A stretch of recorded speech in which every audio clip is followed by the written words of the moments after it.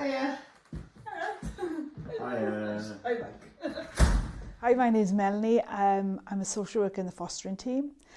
I've been a social worker for 8 years, but I've been with Powys in children's services for 25 years.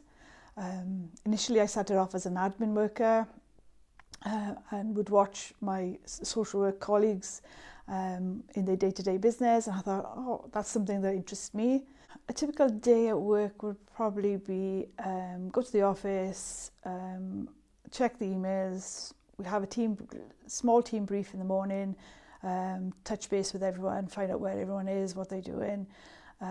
Sometimes you might be on duty, so you'd have to stay in the office and man the phones or find emergency placements if they come in that day.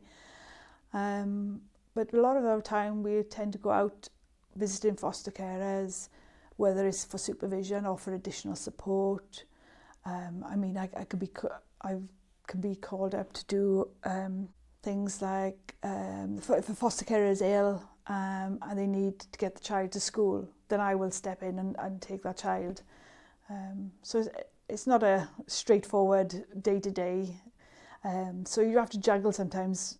Like the best thing for me is meeting such a diverse community, really. I'm privileged that I can go into people's houses and it's just to share some of their experiences.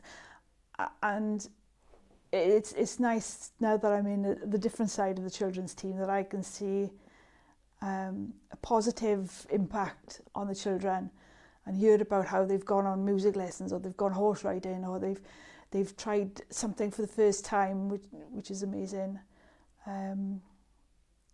Yeah, I think that's the best bit, is to hear the progress of the children and to meet a variety of people.